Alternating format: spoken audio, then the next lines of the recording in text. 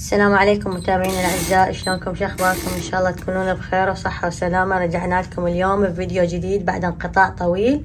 ان شاء الله اليوم حنسوي لكم حلاوه الدهينه، مكونات سهله وبسيطه، بس تتبعوا الطريقه وان شاء الله تضبط وياكم. هنا حنقول لكم المقادير: حليب سائل وشكر وطحين، وهذا مبروش، هذا شكله يكون خشن تجيبوه لازم. وهنا عندنا دبس، وهذا الدهن الحيواني او السمن الحيواني، وهاي المقادير. وهذا عين الجمل او الجوز هذا شوفوا شكله. ان شاء الله حنبدي وياكم المكون. هذا الكوب اللي استخدمناه، انتوا تستخدمون كوب واحد بكل المقادير حتى ما يصير عندكم خربطه بالمقادير. ها شوفوا، بعد انتوا يعني الكوب اللي عندكم تقدرون تستخدمون اي كوب متوفر.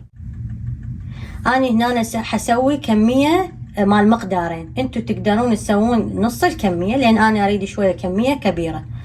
هنا انا حستخدم تقريبا 4 كوب شكر للكميه الوحده، و8 كوب شكر للكميتين.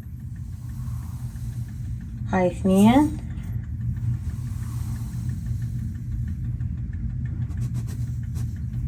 هاي 3، هاي 4، هاي تقريبا 8 اكواب من السكر، يعني مثل ما قلت لكم انا استخدم كميتين اريد. هنا انا حنضيف الكوب الاول من الدهن هذا، وهذا الكوب الثاني، وحنضيف الكوب الاول من الحليب، وهذا الكوب الثاني. اذا ما متوفر عندكم الحليب السائل تقدرون تسوون حليب جاف ويصير سائل. هنا أنا حنبدي نقلبه وياكم، بس لازم تكون النار هادئة. ليش تكون النار هادئة؟ حتى يذوب عندنا الشكر، يعني ما يظل الشكر. نظل نخفق بيه لحد ما يذوب عندنا كل السكر.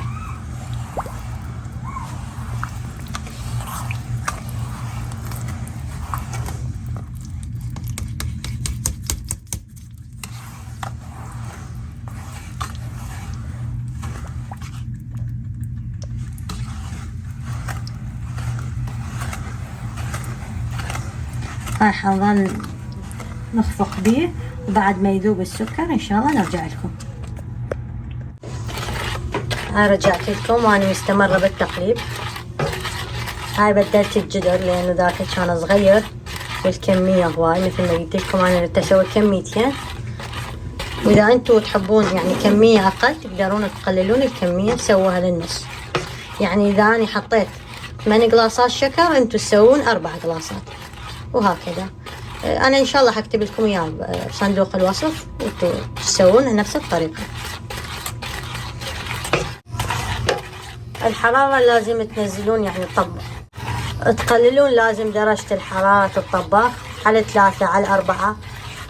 لازم النار تكون واطيه، ما تعلوها حتى ما يحترق وياكم الشكر بسرعه، وتستمرون بالتقليب لحد ما يذوب.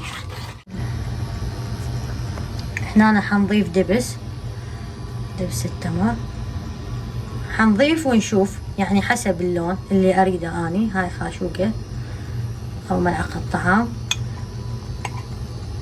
هاي 2،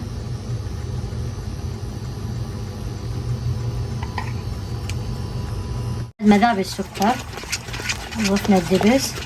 انا تقريبا هسه ضفت ملعقتين من الطعام، حضيف 3 حسنا تقريبا ويانا. هاي 3 ملاعق مع الطعام كلش كافية.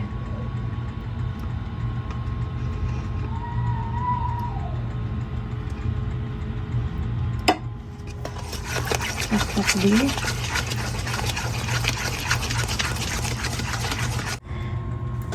هاي بعد ما ضفت الدبس حطفي على النار، بعد ما احتاج النار.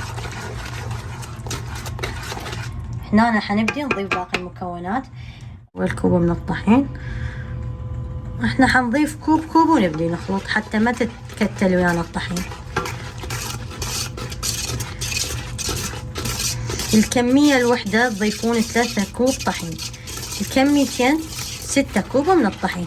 شوفوا كوب وتبدون تخفقون زين حتى مثل ما قلت لكم ما يتكتل وياكم الطحين. وتطفون على النار، لأنه بعد ما نحتاج النار، لأنه الطحين والسكر وهاي حيقوم ينطبخ بداخل الفرن.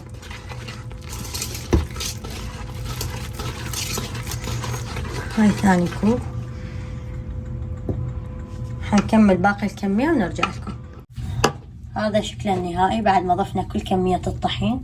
حيكون هذا قوامه مثل ما تشوفون، هيك قوامه لازم يكون، لا خفيف ولا ثخين. والتزموا بالتعليمات وحتطلع الطريقة وياكم كلش مضبوطة إن شاء الله. هذا شكله النهائي. عندنا هذا التبسي فافون، تبسي أو صينية أو أي شيء متوفر عندكم. أنا ضفت عليه ورق زبدة حتى أسهل بعدين من نطلع الحلاوة تكون يعني أسهل ما تلزق بالصينية. وحنضيف 2 ملعقة طعام من الدهن الحيواني. حنبدي ندهنه.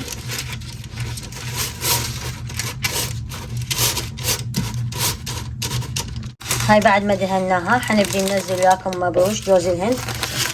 لازم المبروش يكون خشن. هذا شكله احنا المتوفر عندنا مثل ما تشوفون. هذا شكله يكون دهني. حنبدي نرش. أنا أحب يعني أكون يعني هواي أضيف. إذا أنتم ما تحبوه هواي تقدرون تقللون الكمية. أنا أحط بس بالقاعدة يعني ما أضيف للوجه.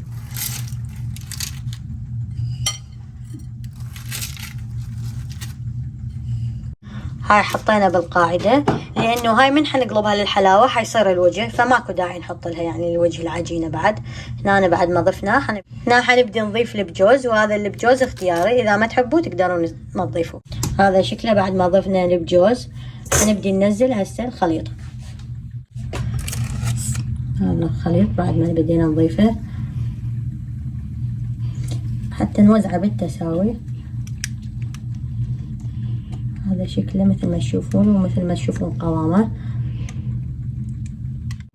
هذا شكله النهائي بعد ما ضفنا الخليط. حنحطه بالفرن على درجة حرارة 120 من الأسفل، والفرن يكون محمى مسبقا.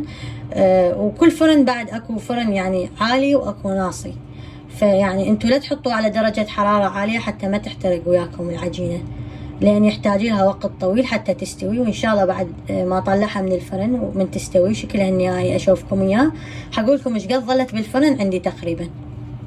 هذا شكلها بعد ما استوت تقريبا ظلت 1.5 ساعة بالفرن على درجة حرارة 120. إن شاء الله هسه حنقلبها ونشوفكم إياها.